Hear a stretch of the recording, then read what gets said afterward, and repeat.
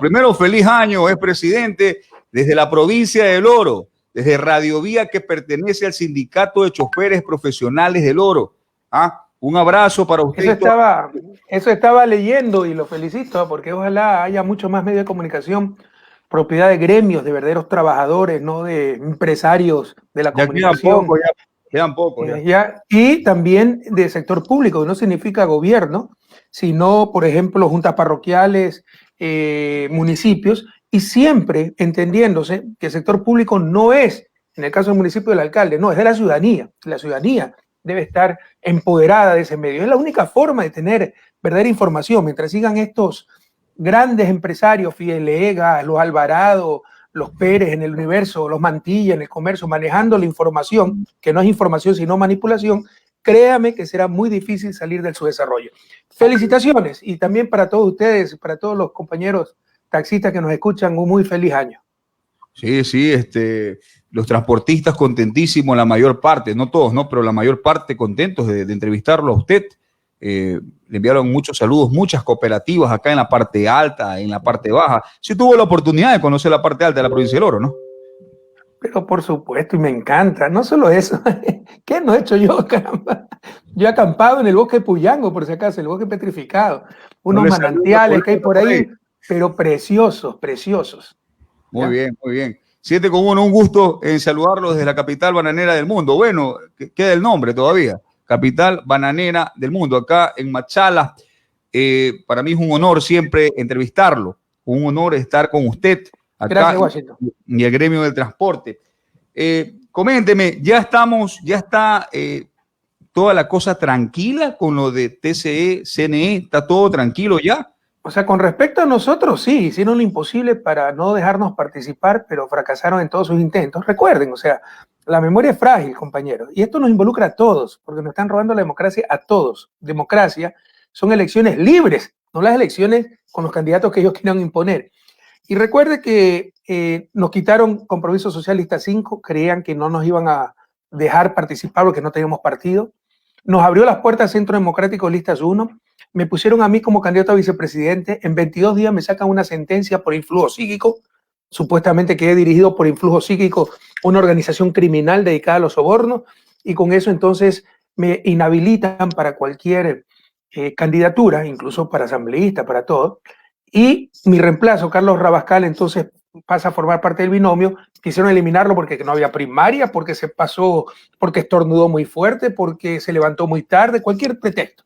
Eso duró más de 3 meses, pero el 25 de diciembre, como regalo de Navidad, ya no pudo hacer más el CNE. No es que no quiso, no pudo, y tuvieron que darnos la calificación. Aquí también hubo muchísima, y agradecemos mucho eso, presión nacional, la gente, y presión internacional, incluso las más altas instancias de Naciones Unidas.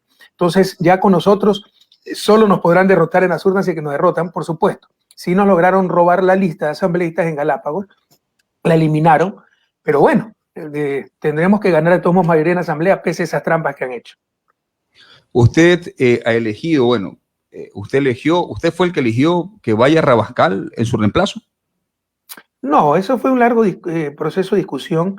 De hecho, habían varios y varias candidatos y candidatas, pero ya había participado Carlos Rabascal en las primarias, o sea, ya sí había un trecho recorrido, pero antes de las primarias, cuando había la posibilidad de que me eliminen a mí, de hecho, creíamos que iban a utilizar cualquier otro artificio para eliminarme, pero ser tan descarados en sacar en 22 días una sentencia de casación para 16 personas. La sentencia de casación de Maguada ha durado 3-4 años. Normalmente duran más de un año. Aquí en Bélgica, mis abogados no lo podían creer, porque aquí en Europa la casación dura más de un año. Ahí la sacaron en 22 días para inhabilitarme totalmente en inscripción del 18 de septiembre. Entonces, como había esa posibilidad, se barajaban varios nombres, pero ya desde antes se decantó la mayoría, se decidió por Carlos Rabascal por diferentes motivos, entre ellos un gran complemento para Andrés Arauz, que tiene la visión macroeconómica. Carlos tiene la visión microeconómica, además de ser empresario y ser periodista. 7:05 a.m, 7:05 en todo el austro ecuatoriano. ¿Qué pasó con el caso de Pamela Martínez? La involucran 100% con usted, pero usted sabía bueno, esas son las narrativas. las narrativas de una tremendamente corrupta que ha estado todos estos años contra nosotros y defendiendo a Moreno. Poco menos que esa señora trabajaba al lado mío en el escritorio en Carondelet, ni siquiera trabaja en Carondelet, nunca trabajó en el edificio de Carondelet, pero así son las mentiras. Pero todo eso es un montaje vulgar, porque primero nunca se permitió ni siquiera interrogarla, ¿sí sabe usted? Todo eso es nulo a nivel internacional. Ustedes pueden creer un cuaderno hecho en un viaje de Guayaquil a Quito. Si tienen tantas pruebas, ¿por qué tienen que andarlas inventando? Si tienen tantas pruebas, que tenemos 70.000 millones en bancos extranjeros, ¿por qué nos tienen que acusar de influjo psíquico? Es decir, mañana yo no quiero que usted sea candidato a alcalde de Washington, lo acuso de influjo psíquico, no necesito ninguna prueba porque son ondas mentales que ha utilizado. Y por último, por un préstamo de $6.000 que pagué hasta el último centavo. Ese caso es la mejor prueba de que no tienen caso, de que los corruptos siempre han sido ellos, pero mientras tengamos esta dictadura, jueces corruptos, el juez que sacó esa cantinflada, que además se ha demostrado que la hizo con la fiscalía, es un gravísimo fraude procesal. En cualquier país civilizado, sean ellos los presos. Y por si acaso, yo hablo con pruebas, revisen, justiciaamarrada.org, el blog justiciaamarrada.org. Ese juez está participando para Corte Nacional, porque ese fue el ofrecimiento. Machi, ¿podemos decir que Pamela Martínez se ha prestado para esto, tal vez? Por supuesto, pues. Pero por supuesto, pues es la estrategia que utilizaron con todos, con Odebrecht, acuérdese, con Cienciano Santos, corrupto confeso, embargó todo el mundo y ni siquiera lo acusaron a él. Pamela Martínez ya está libre. Justicia social, lista 11 de Pamela Martínez y su esposo, los que querían presentar de candidato Álvaro Noboa. ¿Cuál fue la amenaza, Pamela Martínez? Ella había hecho una empresa a mis espaldas que nunca conocí. Y ella contrataba y recibió plata de Odebrecht y otros contratistas del Estado. Y en esa empresa trabajaba su esposo, su hermano. Entonces la fiscal sinvergüenza le dijo, mira, o acusas a Correa o te mandamos preso a ti y a toda tu familia. Y en ese caso, pues esa señora acusó a todo el mundo, sin ninguna prueba. 7 de la mañana con 7 minutos, ingeniera Katia. Economista Correa, qué gusto de saludarlo. Bienvenido a Radio Vía 1160 AM. ¿Cómo está? ¿Cómo ha pasado, economista? Vea, para que sufran los sufridores y ojalá entiendan el odio, tanto daño que les ha hecho a ellos mismos y ha destruido la patria. Estoy muy bien, gracias a Dios estoy muy bien, de ánimo. He pasado unas fiestas muy bonitas en unión de mi familia, yo mismo cocinando, preparando la comida, entonces con todos mis hijos. La verdad es que he pasado muy bien. Qué bueno, economista. Economista, si gana el economista Arauz, si gana el economista Arauz, ¿usted va a venir a Ecuador? Sí lo vieron a Miguelito, ¿no? Ya está de 1,86 m por si acaso. Ese Miguelito que conocieron, 1,86 m. Ya universitario. Ya me pasó hace rato a mí. Mire, ese no es el objetivo. Créame que aquí es palo porque va, palo porque no boga. Que Evo Morales lo destituyeron porque quería perennizarse en el poder. Yo dejé el poder, vine a dedicarme a la academia, a mi familia. Me obligan a volver por la persecución brutal que hicieron, la destrucción del país, compañeros presos, gente honesta como Oreglas, mientras los pillos, los corruptos con cuentas secretas en Panamá, incluso siguen como presidentes cubiertos por la prensa, por la Embajada de Estados Unidos, por fiscales corruptos, etc. Entonces me han obligado a volver, pero este no era mi plan de vida. Queremos recuperar la patria, recuperar el futuro, pero normalmente yo seguiré residiendo en Bélgica. Por supuesto, siempre estoy a la orden del nuevo gobierno, pero mi familia está acá en Bélgica y mis proyectos para esta etapa de mi vida, que era escribir, me gusta escribir, yo siempre pertenecía a la academia, quería realizar desde acá, pero ellos son los que me han obligado a volver a la política. Entonces es chistoso, ¿no? Correa no se puede separar de la política. No, la política no se pudo separar de Correa, porque yo dejé el poder, me quise retirar y empezaron a perseguirnos y hemos tenido que defendernos. Qué bueno, economista. Economista, la pandemia nos ha afectado, yo creo, a todos y a la gran mayoría de la humanidad. ¿Cuál hubiera sido su actuar en esta situación? Porque vemos que en cuanto a la salud ha resultado muy caótica la situación. ¿Cuál hubiera sido su actuar en estos momentos, en esta situación? Escúcheme, hermanos taxistas, y ojalá entendamos que el país está tan destrozado, ha habido tanto dolor, que la próxima elección, el 7 de febrero, no se trata de correísmo o anticorreísmo. A los anticorreístas, aunque nosotros sí tenemos mucho apoyo en el taxismo y en el transporte, pero a los anticorreístas, qué daño que les ha hecho el odio. Y un odio gratuito, un odio por la educación, salud, por no someternos a los mismos poderes de siempre. No se trata de izquierda o derecha, el país está destrozado, el próximo gobierno va a recibir ruinas, Para ponerlo en perspectiva, vamos a decrecer 11%. En la crisis del 99 decrecimos 5.4%. Vamos a decrecer el doble, es la peor crisis de la historia. Esta vez se trata del amarillo, azul y rojo. Cada taxista es el mejor jefe de campaña. Díganle a la gente, en las próximas elecciones 2025, cuando tengamos un país normalizado, voten por el primo, por el cuñado, por el que me cae bien, por la derecha si son de derecha. Ahora, a no arriesgar y a votar por los que ya demostraron que sabían gobernar y cambiaron este país para bien, a recuperar juntos el futuro. Nosotros somos lista azul. ¿Por qué le digo esto? Porque, por ejemplo, lo de la pandemia también fue una negligencia criminal. Claro, ha golpeado a todo el mundo, pero en todo el mundo no hay la tragedia que hay en Ecuador. Somos el país con Perú con mayor cantidad de muertes por habitante. El gobierno nos quiere engañar y pone 14.000 muertos. Es tan fácil como esto. Vean las muertes del 2017, 2018, 2019, 2020, marzo a diciembre, y verán que tenemos 38.000 muertos en exceso, pero si no hay dónde perderse. Ese es el coronavirus, por culpa de estos criminales. ¿Y por qué le digo criminales? Redujeron presupuesto en salud, votaron miles de funcionarios de salud, dijeron que los grandes hospitales eran elefantes blancos. ¿Se imagina si esos grandes hospitales? ¿Se imagina si los hospitales de Machala, el nuevo hospital del IES, los hospitales renovados? Sería un gran cementerio del país. Después, en plena pandemia, se descubrió la corrupción institucional. Habían repartido los hospitales a asambleístas a cambio del voto. ¿Y para qué un asambleísta pillo recibe o pide un hospital? No para servir mejor a los ciudadanos, para robar. Y se descubrieron sobreprecios hasta en las fundas de cadáveres. Además, nunca se prepararon para la pandemia. Desde que se supo en diciembre que había el nuevo virus en Wuhan, y tienen cómo comparar. Recuerden la gripe porcina del año 2009, el H1N1. Fuimos el primer país en reaccionar. Nos abastecimos de medicinas, regalábamos la medicina. Acá nunca se abastecieron de pruebas. No pusieron un solo respirador adicional en los hospitales. No prepararon la cuarentena. A un taxista, dígale, quédate en tu casa para que no te contagies. Entonces el otro tiene que elegir entre morirse de coronavirus o morirse de hambre porque tiene que trabajar para mantener a sus hijos. Había que tener todo un programa de apoyo a la gente para que se queden a casa. No hicieron absolutamente nada. Aquí hay negligencia criminal y obviamente nosotros lo hubiéramos hecho de forma totalmente distinta. Era imposible evitar la pandemia, pero no había que tener la cantidad de muertos y dolor humano que hemos tenido que enfrentar por esta negligencia criminal del peor gobierno de la historia. Ya tenemos las 7 de la mañana con 12 minutos. Vamos a tomar un tema muy importante, muy importante.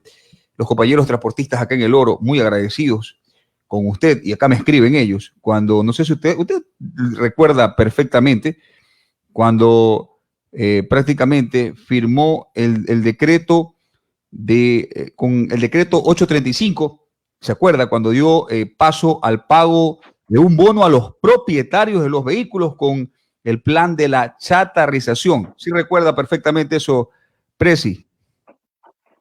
Bueno, nosotros hicimos muchísimas cosas y obviamente no es que podemos resolver todos los problemas, pero la gente ni siquiera espera eso, espera que empatía, que uno esté preocupado y en un momento diga, no podemos hacer más, pero que, caramba, se preocupó, nos atendió. Entonces recuerde que nosotros formamos el Ministerio de Transporte y Obras Públicas. Obras públicas es la infraestructura de transporte, la carretera, ¿no? El terminal terrestre, en caso de transporte marítimo el puerto, en caso de transporte aéreo el aeropuerto. Pero la gestión del transporte, no había quien la maneje, pese a ser tan importante sector del país. La transportación mueve 5 o 6% del Producto Interno Bruto, pero como no son pelucones los choferes, como no tienen pedigrí, pese a ser 500.000 choferes profesionales en el país, no tenían pues a nivel nacional, por ahí existe aisladamente, pero a nivel nacional, una cámara de transporte como existe la cámara de los pelucones de comercio, cámara de industria, que siempre son los pelucones, nunca son los pequeños. Nosotros hicimos el Ministerio de Transporte y Obras Públicas, mejoró mucho la gestión, que se transformó la Agencia Nacional de Tránsito, ha vuelto a la corrupción por si acaso, pero se dieron muchos pasos hacia adelante, pero por supuesto faltaba mucho por hacer. Entre eso que se hizo, son cosas tan inteligentes, elementales. El plan chatarrización, en verdad se llama plan Renova. ¿Qué le decíamos al taxista con un taxi viejo que consumía gasolina subsidiada? O un viejo que consumía, un bus viejo, no estoy diciendo un viejo chofer, un bus viejo que consumía muchísima gasolina, contaminaba, etc. Chatarriza, te damos un bono, te financiamos el nuevo carro, y claro, eso costaba al Estado ese bono, pero eso se recuperaba en 3 o 4 años con el ahorro por consumo de menor gasolina subsidiada. Cosas inteligentes. Todo eso paró. Además mejoraba la seguridad, mejoraba la descontaminación, mejoraba la cantidad, disminuía la cantidad de accidentes, daba buena impresión, taxis nuevos, buses nuevos, los pasajeros podían viajar más cómodamente. Entonces son cosas elementales, inteligentes. Y claro, faltaba mucho por hacer, pero se hizo muchísimo. Con sentido de justicia, Washington. Porque, por ejemplo, otra cosa, los legisladores son especialistas para poner pesadas cargas sobre los hombros de otros, ¿no? Mujeres en cinta, mayores, niños, gratis. Pero si el transporte en el sector privado es un negocio, de eso viven. O sea, no, esto es un derecho. Bueno, la medicina es un derecho, pues dígale a Fideca que dé gratis pues, las medicinas. Ahí sí no, porque son pelucones, son fuertes. Entonces nosotros dijimos, le vamos a reconocer un pago por ese derecho que lo tiene que garantizar el Estado, pero no tiene que caer en manos del sector privado. No tiene que caer sobre la espalda del sector privado, en este caso los transportistas. Entonces siempre hemos tratado de actuar con justicia, con sentido común. Por supuesto nos podemos equivocar, pero sí le puedo decir que el balance es muy positivo, los aciertos fueron muchísimos más y usted está nombrando algunos como el plan Renova. Sí, ese plan que muchos están agradecidos. Tenemos en la línea a Carlos Silva Daúl, él es el secretario de Finanzas del Sindicato de Choferes Profesionales del Oro. ¿Sí? Carlito, ¿sí nos escuchas? Sí, Guacho, muy buenos días, muy buenos días. Adelante, te escuchamos. Muy buenos días y gracias, Washington, por darme paso con la radio de chofer orense y a permitirme saludar a todos mis compañeros transportistas, choferes profesionales de Machala, El Oro, El País y del mundo entero. Como siempre he dicho, el chofer profesional en esta pandemia se la jugó todo, se la jugó la vida, pero ni siquiera fue nombrado el 24 de mayo del 2020, decir que el chofer profesional, gracias a él, nunca paró lo que son las exportaciones, distribución de alimentos, de fármacos, y tuvimos pérdidas lamentables por el coronavirus que se contaminaron en los puertos marítimos por exportar nuestra fruta y todo nuestro fruto de exportación. Muy buenos días, economista Rafael Correa. Los saluda Carlos Silva Daúl, un transportista de pasajeros. Sinceramente, en el gobierno nos dio mucho, empezando de la lucha que tuvimos para poder recuperar el puente de la unidad nacional. Y luego los créditos a través de la corporación financiera y con el plan de chatarrización, donde se pudo modernizar totalmente la transportación. Pero ya lo hemos dicho, estamos en un país totalmente devastado, la transportación totalmente quebrada, y lo que primero que hizo el gobierno fue decirle a los transportistas que estamos endeudados y siempre hemos pagado nuestras deudas. La corporación financiera pagamos todas nuestras deudas con el plan Renova, es decirnos en un decreto, vayan, ustedes arreglen con los banqueros de la mejor manera. Estamos devastados. En el programa del señor Arauz, que va a ser muy delicado porque, como usted mismo lo ha dicho, en el 99 es un 5%, ahora un 11%, porque lo vivimos en el sindicato, no es la excepción. Pero, ¿cuáles son los programas de reactivación? La transportación está quebrada, señor presidente, la transportación está sobreviviendo. Y informarle que hasta ahora no se nos ha pagado tampoco la plata del bono que recibíamos por los decretos de Estado, donde nos toca a nosotros pagar lo que los políticos deciden tan generosamente con bolsillo ajeno. Economista Correa. Es que usted también le cree, pues, a Moreno, ¿no? Que cuando liberó el precio de los combustibles como imposición del Fondo Monetario, porque cuando lo liberó incluso se reducía el precio porque el precio del petróleo estaba muy bajo, pero después iba a subir, era obvio, dijo que le iba a dar la compensación a los transportistas. Pero lo mismo dijo ayer, tantas tonterías, no tenemos que creerle nada a este señor, es un mentiroso compulsivo, como nos engañó a nosotros mismos. Mire, hay un plan muy claro de reestructuración e incluso de extinción de deudas cuando es con el sector público. Está en el programa de gobierno, si mal no recuerdo, de Andrés, pero lo acaba de sacar de nuevo el día de ayer, sobre todo para las familias endeudadas, porque es un problema muy grave. Y esto parte de hasta un principio filosófico, y aceptamos cosas que son inaceptables.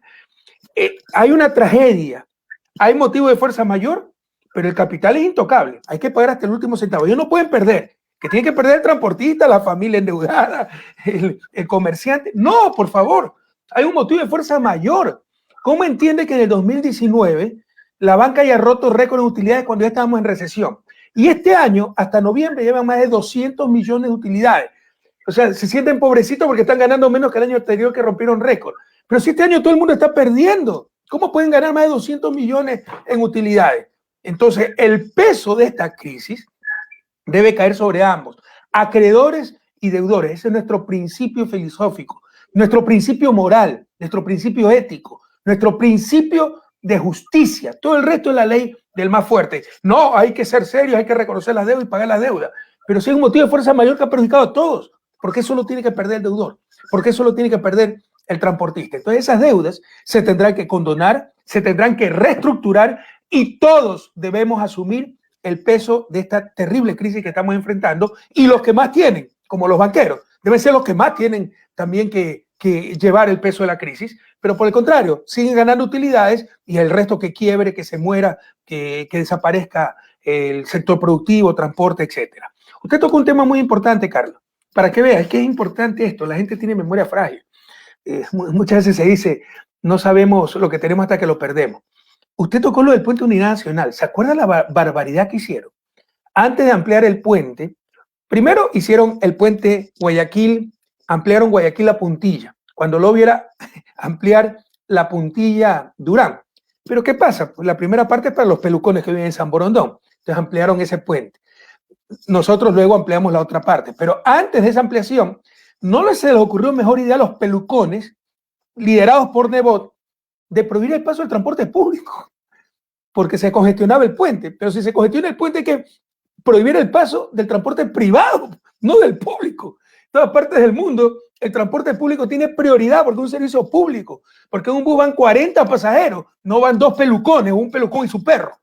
Aquí hacen todo al revés, porque es en función del poder. Entonces, ¿se acuerda ese enfrentamiento que tuvimos con Nebot? Que finalmente se lo ganamos, pero le da la imagen de la mentalidad de la oligarquía, ¿no? Ellos sí tienen prioridad para ir con sus 4x4, así vaya 1 o 2 personas en el carro, e impedir el paso para que no se congestione el puente, que no lo habían ampliado, e impedir el paso del transporte público, cuando en todas partes del mundo revisen, el transporte público es el que tiene que prioridad. Eso nos demuestra que nos han gobernado. Esta gente gobierna en función de sus argollas, en función de sus negocios, en función de su entorno, no en función del bien común. Nosotros gobernamos y volveremos a gobernar, Carlos y compañeros transportistas, en función de ustedes, en función de la clase trabajadora, en función de la clase del volante, en función de las grandes mayorías. No buscamos nada para nosotros, para las grandes mayorías, para sacar definitivamente al país del subdesarrollo. Ya tenemos las 7:23, economista. Tal vez no tiene un poquito de duda que vaya a traicionarlo, tal vez, Andrés Arauz, Carlos Rabascal. Mira, Washington, tu pregunta es recurrente y demuestra el trauma, el daño inmenso que ha dejado este tipo en el alma ecuatoriana. Moreno es un tipo nefasto. Hoy día, gracias a Dios, un juez británico acaba de negar la extradición de Julian Assange a Estados Unidos. Pero ¿te acuerdas que Moreno dijo que había negociado con las autoridades británicas que no iba a ser extraditado? Todo era mentira. No se imaginan el daño que este tipo ha hecho a nivel internacional. Con las cantinfladas de juicio, la persecución, un expresidente acusado de influjo psíquico, se le ríen a nivel mundial. Volvimos a ser la Banana Republic. Somos el único país en historia que ha permitido el ingreso de una fuerza armada a su embajada para entregar a un refugiado. No recuerdo otro país que haya entregado a un refugiado, lo cual rompe la Constitución artículo 41, rompe todos los tratados, rompe la institución milenaria, centenaria al menos, del asilo. Ecuador ha sido humillado. Después de siglos se hablará de la República Bananera que entregó a un refugiado que estaba en su embajada y permitió entrar a la policía británica. Ese es Moreno, y lo han sostenido ahí para destruir a Correa. Si en octubre del 2019 se hubiera ido a su casa constitucionalmente, porque lo establecía la Constitución, cuán diferente sería la situación actual. Pero Pachacuti y Pérez, los socialcristianos, lo mantuvieron para seguir persiguiendo a Correa y no les importó destruir la patria con tal de intentar destruirme a mí. Entonces, esa traición de este inepto nos ha dejado traumatizados, superemos ese trauma. Moreno es un accidente histórico prácticamente irrepetible, es algo de psiquiatra. Va a inspirar 10 tesis doctorales de psiquiatría, pero es un caso aislado. Si Andrés Arauz, y escúchenme bien, Machala, El Oro, Costa, Sierra, Amazonía, Galápagos, Migrantes, si Andrés Arauz fuera traidor, ya lo hubiera hecho. Se lo han perseguido también a él, él es un perseguido más, y se mantuvo firme en sus convicciones. Entonces no teman que no va a pasar lo de Moreno, y lo de Moreno es un caso único en la historia y es una vergüenza a nivel mundial. Otro tema importante, el tema de la desdolarización. Nos gustaría que nos aclare, porque están que topan el tema de la desdolarización, que se va, obviamente, e incluso dicen que van a sacar un billete con su rostro, con la foto de su rostro. ¿Es verdad eso o no? Pero vamos, Washington, ¿quién puede creer esa cantidad inflada? En lo personal me da hasta gusto que hablen tantas tonterías porque demuestra desesperación. Y son las mismas tácticas del 2006, acuérdense, cuando yo fui candidato dijeron que iba a desdolarizar, del 2009, del 2013 e incluso el 2017, y siempre perdieron y volverán a perder. Ya el que les cree esas tonterías, pues, ¿qué le vamos a hacer? Pero los únicos que van a destrozar la dolarización, si continuamos por ese camino, son ellos, Moreno, su gallada, la oligarquía, que saca la plata fuera del país, porque el elemental principio para mantener la dolarización es que los dólares se queden en el país, que es lo que estamos proponiendo nosotros.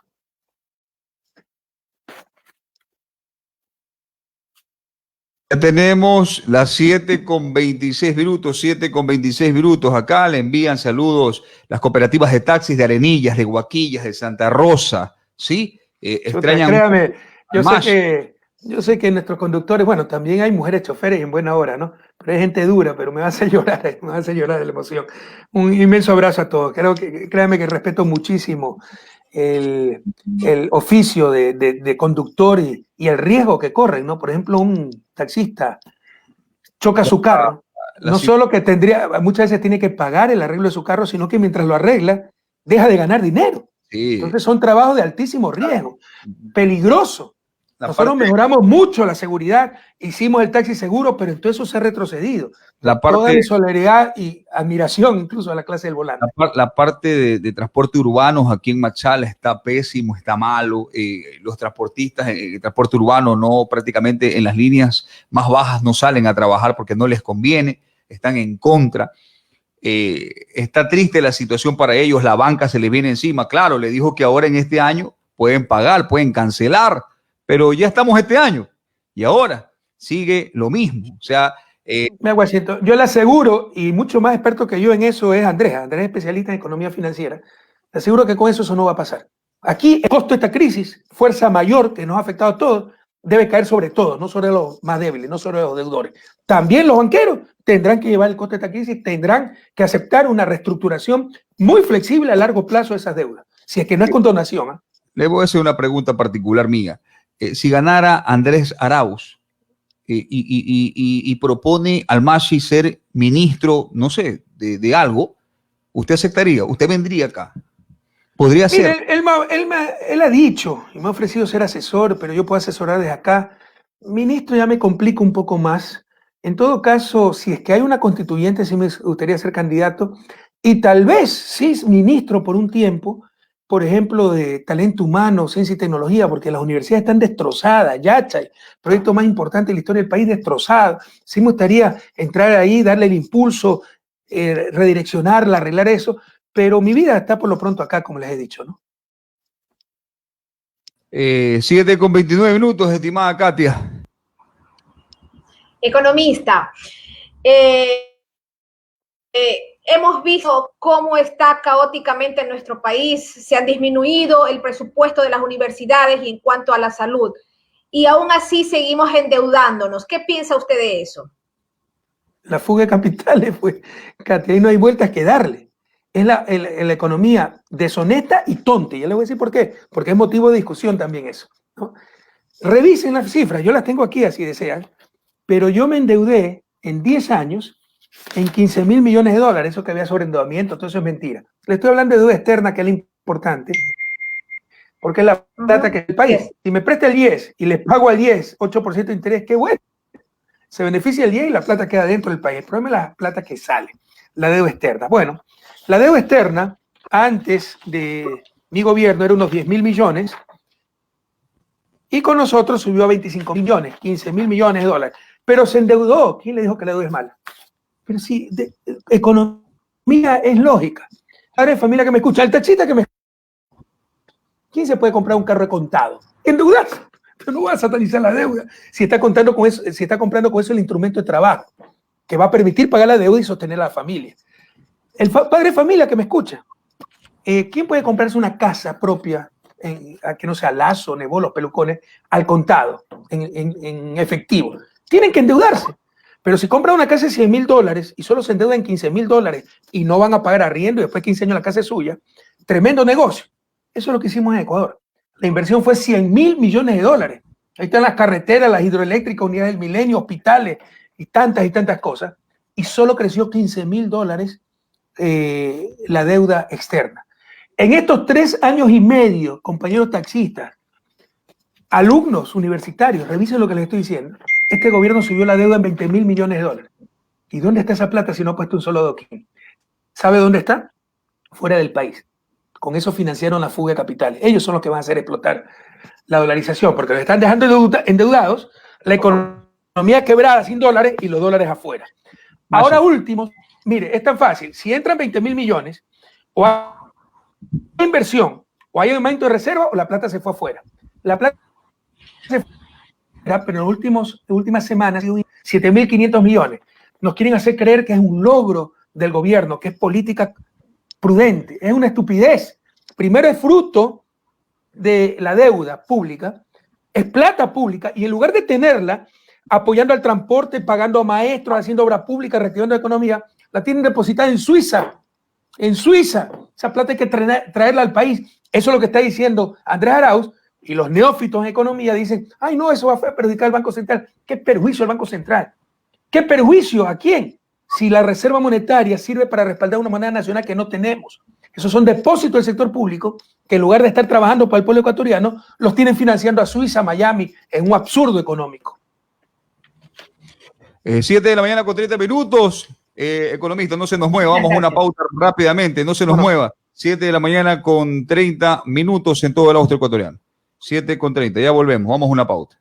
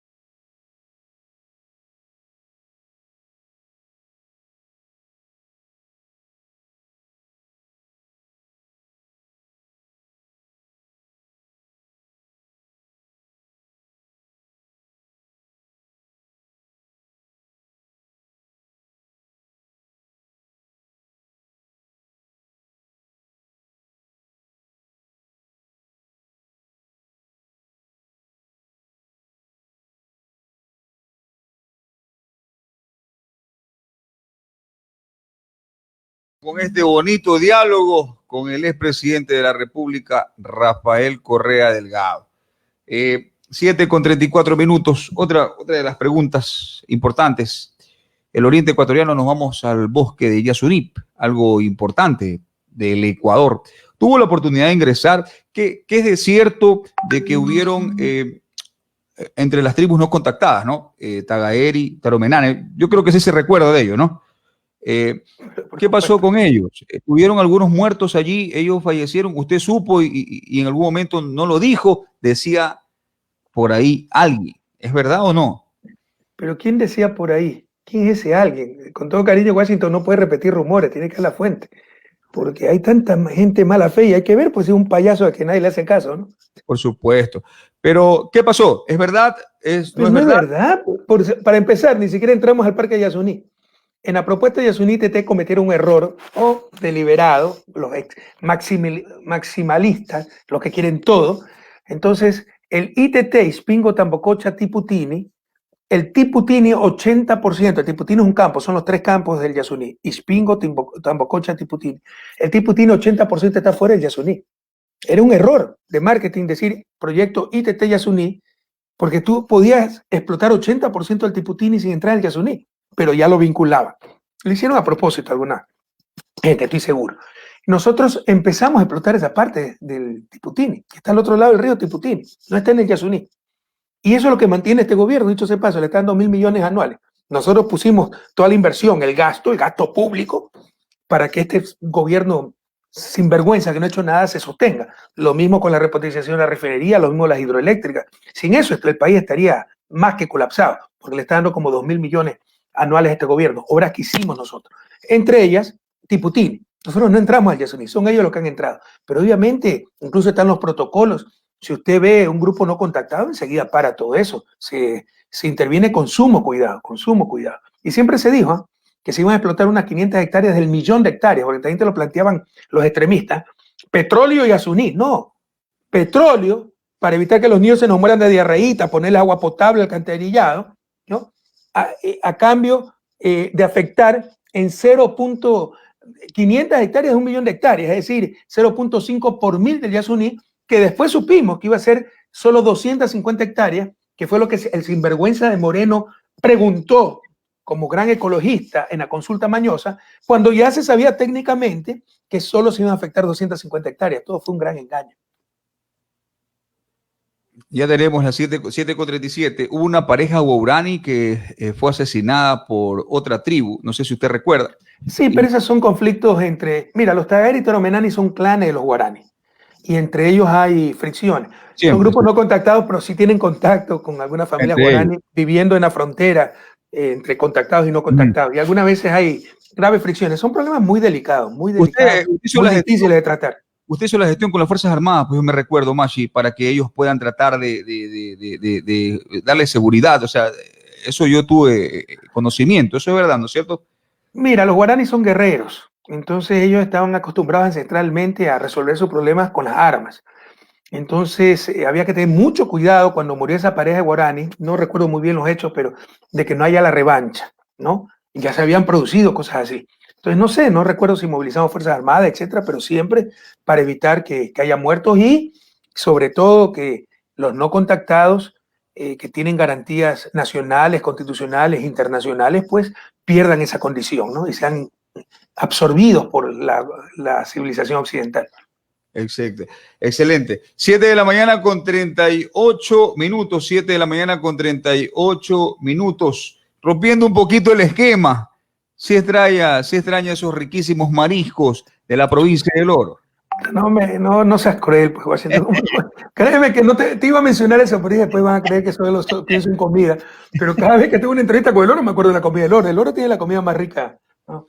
Del país. En Puerto Bolívar, pues los mariscos espectaculares. En Puerto Gelí también. Sí fue. Sí. 7:39. 7:39 en todo el austro ecuatoriano. Extraña mucho a su familia.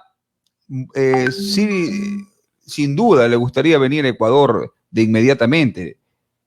No tanto así, Washington. Yo adoro mi país, pero yo viví 25 años en mi país. Mi familia es binacional, mi esposa es belga, ustedes lo saben.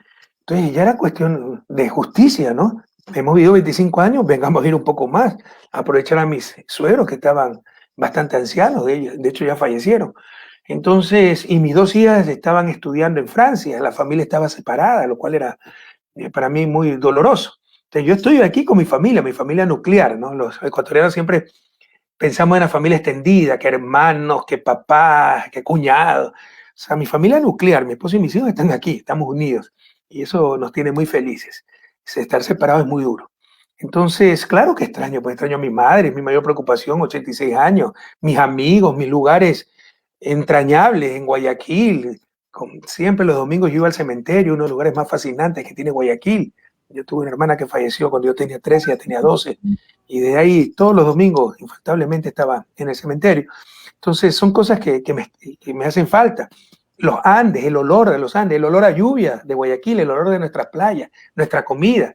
Pero yo te soy sincero, a mí sí me gusta Europa, las facilidades que da sobre todo para la academia, el nivel de debate. O sea, créeme que algunas veces es desgastante ver tanta mediocridad en Ecuador, es tanto odio. Esta gente es fanática del odio, ya no buscan su buen vivir, no buscan el buen vivir de los demás, buscan el mal vivir de aquellos que odian, así se destruyen ellos también. Contra ese fanatismo, créeme que es desgastante algunas veces escuchar todos los días lo mismo, el veneno que botan ciertos medios de comunicación. Acá nos respetan muchísimo, tenemos un gran prestigio, que no es lo que buscamos, pero obviamente te permite tener un poco de calma, ¿no? Sin embargo, yo adoro mi país, pero obviamente mi familia está acá, ¿no? 7:41. Trabajar con el Fondo Monetario Internacional, el FMI, ¿cuál es la verdadera historia de trabajar con ellos? Para no salir perjudicado el Ecuador. Vamos a necesitar apoyo internacional, financiamiento, de esto no podemos salir solos, 11% de crecimiento, pero hay varias fuentes. Hay binacionales, bilaterales, con China, con Estados Unidos, con Rusia, pero todo el lodo que echaron al financiamiento chino, y ahora están de rodillas pidiendo financiamiento chino. Están los multilaterales, los organismos multilaterales, como se llaman, Fondo Monetario, Banco Mundial, BID. El problema del fondo son los condicionamientos que te ponen. Ese acuerdo que se firmó con el fondo es nefasto. Ahí está liberar combustibles, privatizar hasta el alma. Ahí está elevar 3 puntos de obra pública. No, impone reducir 3.000 millones del gasto público. ¿Para qué? Para que todo sirva para garantizar pago de deuda y fuga de capitales. Eso habrá que renegociarlo. Eso no se puede cumplir y no se debe cumplir. Y otra cosa importantísima. Primero, debemos aprovechar lo nuestro. ¿Cómo entiendes? Pero fíjense lo que estamos haciendo. Pero si no hay que ser economistas para esto. 6.500 millones del fondo y firma todo, nos ponemos de rodillas, hipotecamos el país y al 2.9%, que es generoso el fondo. Y acaban de anunciar que tienen 7.500 millones en reserva, las están mandando fuera del país a financiar Suiza, Miami, y para recibir un interés de casi cero. ¿Qué sentido tiene endeudarnos en 6.500 millones, 2.9%, y por otro lado el Banco Central que mande las reservas 7.500 millones afuera, prácticamente al 0%? O sea, el que nos diga que eso es economía, está loco, eso es estúpido, tonto, es torpe. Entonces hay que traer esa plata al país. Vamos a necesitar financiamiento, pero en otras condiciones, no con el sometimiento que realizó este gobierno ante el Fondo Monetario. Y primero, debemos utilizar óptimamente nuestros propios recursos, que en este momento los tenemos depositados fuera del país, sin mencionar la fuga de capitales brutal que ha habido estos años. 7:43. Indiscutiblemente han de haber dialogado también sobre el tema de la minería. La minería es algo muy importante acá en la provincia de El Oro. Lo que pasa es que también hay minería ilegal. ¿Cómo se puede hacer para no quitarles el trabajo a esa pobre gente?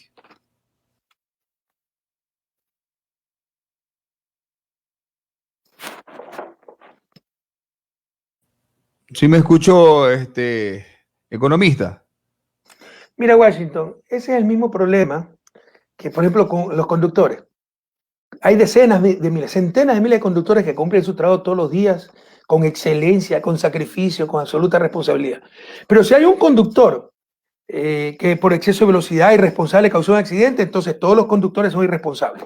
Y pareciera que la clase del volante es enemiga de nuestra sociedad. O sea, hay un político pillo, todos los políticos son pillos. Hay un periodista pillo, todos los periodistas son pillos. Las generalizaciones son malas. Hay un cura pedófilo, todos los curas son pedófilos. Basta. Eso también es corrupción. Entendamos que hay que atacar esos casos, pero no se puede generalizar. ¿Que hay mala minería? Por supuesto que hay mala minería. Y también hay buena minería. Y hay que apoyar esa buena minería. ¿Cómo entiendes la vida moderna sin minería? El micrófono del que estás hablando, porque esa es la hipocresía, por ejemplo, de Jaco Pérez, no a la minería metálica. Ni siquiera entiende, se dice indígena, que en verdad no lo es, que es una actividad ancestral de los indígenas. Los indígenas eran orfebres, trabajaban oro, plata, cobre. ¿De dónde viene eso? La lluvia. No, pues de la minería. Es contradicción tras contradicción. No se puede entender la vida moderna sin minería. Sería una gran hipocresía, no a la minería metálica, pero que sí vengan los metales del África y allá se contamine, se haga lo que sea. Lo que debemos tener es buena minería, que además permitirá al país un gran impulso para el desarrollo. Nosotros estamos exportando 300, 400 millones en oro, plata, en minerales. Chile exporta 50.000 millones. Chile exporta 50.000 millones y nuestro potencial puede ser como el chileno. Tenemos un gran potencial minero, no nos hagamos daño a nosotros mismos. ¿Qué país del mundo se ha negado a explotar sus minas? Mira Cuba, socialista, uno de los países ambientalmente más responsables del mundo. Es la primera o segunda fuente de divisas, la minería. Lo que hay que tener es buena minería y se la puede tener. Como hay que tener buen petróleo, pero es un absurdo decir no explotemos nuestro petróleo. Entonces ya basta de negarnos el futuro a nosotros mismos, basta de tanto irresponsables. Lo que tenemos que hacer es regular para tener buena minería, y gran parte del futuro está ahí, del Ecuador, los recursos para salir de su desarrollo, como sucedió en Australia. Australia es un país desarrollado y el salto hacia el desarrollo fue gracias a la minería. Pero, por ejemplo, este gobierno irresponsable ya eliminó hasta el ARCON, la agencia reguladora minera. Entonces, ¿cómo se va a tener buena minería? Hay que reconstruir todo aquello, pero no nos neguemos el futuro, no nos neguemos fuentes de trabajo, no nos neguemos el desarrollo, no nos neguemos el propio cuidado ambiental, porque con esos recursos de minería podemos cuidar el agua. Si el agua no está destruida por la minería, sino por la agua servida en las ciudades, pero para evitar eso hay que tener buenos sistemas de saneamiento y eso cuesta miles de millones de dólares que pueden venir precisamente de una minería responsable. 7:47 por acá. Le envían un saludo especialísimo de parte de los candidatos de la Esperanza Orense, Carlos Víctor Zambrano, Fernanda Astudillo, Fernando Guamán, Gloria Espinosa, Gianmarco Mora. También los alternos, Ariel, Diana, Kevin y Ariana le envían un abrazo al Mashi. Entonces, un saludo a todos y les recuerdo, compañeros, para recuperar la patria se necesita mayoría en la asamblea. Estos tipos para derogar la ley de apoyo humanitario, para el $1.000 a 1 millón de familias, que es muchísimo menos que el salvataje bancario del 99, pero como es para los pobres y no para los pelocones, ahí sí es demagogia, se necesita apoyo en asamblea. Para renegociar las deudas, reestructurar esas deudas, se necesitan leyes y se necesita mayoría en asamblea. Así que, como les decía, en el 2025, cuando volvamos a tener país, porque estos señores nos han dejado ruina, ahí votan por el cuñado, por el que les cae bien, por la derecha, si son de derecha. Ahora, para recuperar la patria, todito, listas uno, y necesitamos también, por favor, esos votos para la asamblea, tanto a nivel del oro cuanto a nivel nacional, asambleístas nacionales. Y recuerden que cambiaron estos irresponsables métodos de asignación de escaños para perjudicarnos. Si antes tenías que ganarle 2-1 al que te seguía, 40-20%, tenías los dos primeros asambleístas, ahora tienes que ganarle 3-1. Eso lo hicieron para dispersar, para exigir más por cada voto, para ser más pillos. Nuestra respuesta debe ser más votos por la lista 1 y lograr mayoría, presidencia de la República y recuperar juntos el futuro, compañero. 7:48 para ir culminando. ¿Por qué el pueblo ecuatoriano debe de votar por Centro Democrático lista 1? Pero es muy fácil, Washington. ¿Cuándo estaban mejor? O sea, pero ya dejemos el odio a un lado, los fanáticos, ¿cuánto daño le ha hecho el odio? ¿Cuándo vivían mejor? ¿En esta tragedia? ¿O durante nuestro gobierno? Si durante nuestro gobierno hay que retomar pues esas políticas. Es que la pandemia, la recesión venía antes de la pandemia, la destrucción de la patria ya venía. ¿Y qué tiene que ver con la pandemia? Que de nuevo haya tramitadores del registro civil, que no haya medicina en los hospitales, que se vendan los cupos de las escuelas, que haya aumentado la inseguridad, que no haya política de transporte. No, es el mal gobierno, el neoliberalismo, el no creer en lo público, el buscar el poder político para defender sus negocios privados. Ese es el problema. Hay que retomar un gobierno que esté en función del bien común, pero eso no es suficiente. Como decía Rabindranath Tagore, el gran poeta hindú, que le puso Mahatma, alma grande, a Gandhi, no basta querer, que el voluntarismo incompetente ha hecho más daño que la mala fe. Hay que saber el camino, dice Tagore. Y sabemos cómo hacerlo. Somos altamente técnicos, ya las políticas han estado probadas. La crisis es más fuerte, mucho más fuerte que el 2007, cuando encontramos también un país destrozado. Pero también tenemos más experiencia, más equipo, gente formada, empezando por el propio Andrés Arauz. Entonces, ¿cuándo vivían mejor? Los que viven mejor ahora en esta tragedia, bueno, voten por Lazo, por Jaco Pérez, por todos esos aventureros. Los que vivan mejor del 2007 al 2017, todito, lista 1. Economista, una pregunta importante que me dice acá Carlitos Silva Daúl. Dicen que ya está preparado el fraude para que gane Lazo. ¿Usted cree eso? ¿Usted cree? Es muy probable, pero si lo intentaron, el fraude en el tapete. ¿Cómo actuar? ¿Cómo actuar para evitar eso? Necesitamos, mira, estamos enfrentando chequeras ilimitadas. Por ejemplo, cada hermano taxista puede ser un vedor, puede estar atento, pueden turnarse. El sindicato de choferes nos puede ayudar turnándose, y no por nosotros, por la democracia, para que no hagan trampa, para que no adulteren las listas, las actas, porque esta gente se ha repartido el Consejo Nacional Electoral, los representantes, los encargados de mesa, todo eso va a ser direccionado para hacer ganar a los socialcristianos y a Lazo, y lo único que nos puede evitar aquello es el control ciudadano, pero necesitamos miles de personas. Ojalá el sindicato de choferes del Oro pueda ayudarnos en aquello. 7 de la mañana con 51 minutos, 7:51. Estimada ingeniera Katia, ¿alguna otra pregunta? Sí, economista, como dije hace un momento, la situación en cuanto a la salud hemos visto caotizada aquí en nuestro país, pero nos llena tal vez más de coraje la situación, el seguro social, el IES. No habían muchas camas tampoco para abastecerse con tanto paciente, pero lo que es peor, no hay medicina. ¿Cómo visualiza usted el futuro del IES, economista?